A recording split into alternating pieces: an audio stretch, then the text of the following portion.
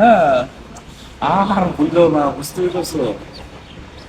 হ্যাঁ, আসলে অনেক দূর এসছি। এত দূর কাজে আসাটাও খুবই কষ্টকর।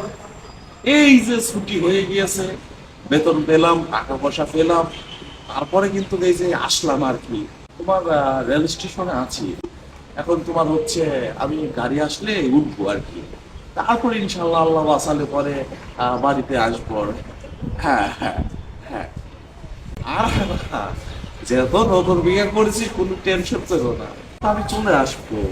হ্যাঁ, টাকা পয়সা আছে, টাকা পয়সার কথা তো সবসময় বলা যায় না। হ্যাঁ, হুম, হুম, হ্যাঁ, ঠিক আছে, তো রাখো তাহলে এখন। হ্যাঁ, আসসালামু আলাইকুম ভাইয়া।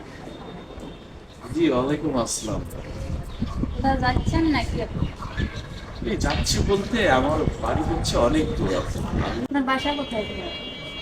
আমার বাসা অনেক দূর আপু, আসলে যাই হোক, আমি এসেছিলাম, একটা কাজে এসেছিলাম। আমাদের এই যে গার্মেন্টস এর পাশে আমাদের একটা নতুন একটা বিল্ডিং এর কাজ চলছে, তো তো আমরা এখানে কাজ করি। তো এখন ছুটি হয়ে গিয়েছে, এখন বাড়ি তো অনেক দূর, এখন যেতে হচ্ছে। আপনার মুখটা শুকনো শুকনো লাগছে যে ভাইয়া, কিছু খান নাই নাকি? হ্যাঁ, ঠিকই বলেছেন, আসলে কিছু খাই নাই। আসলে জ্যাম জোটে মানে অনেক ক্লান্ত হয়ে গেছি। আশপাশে হোটেল থাকলে একটু খাওয়া দাওয়া করে নিতে পারতাম, তো ট্রেনের সময় হয়ে গিয়েছে, তো সুযোগ পাচ্ছি না। তো ভাইয়া দেখেন, আমার কাছে একটা ডাব আছে, আমি খাওয়ার জন্য আনছি, আপনি খান।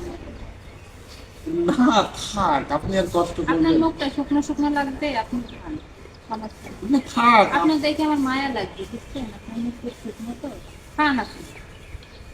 আমার ডাব দিচ্ছেন, এই উঁচু করে খাবো কি করে? এই দেখেন। খাবো না? হ্যাঁ খান, অবশ্যই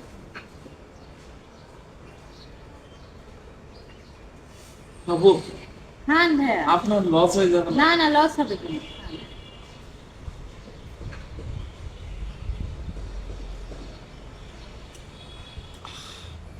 ডাবটা ভালোই আছে। এই খোলাটা আপনার ব্যাগের মধ্যেই রেখে দেন।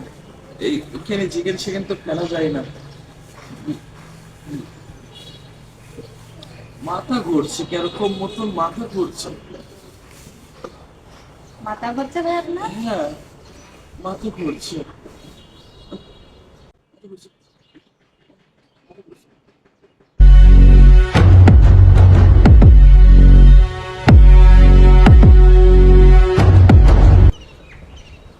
এরকম বসে বসে আমার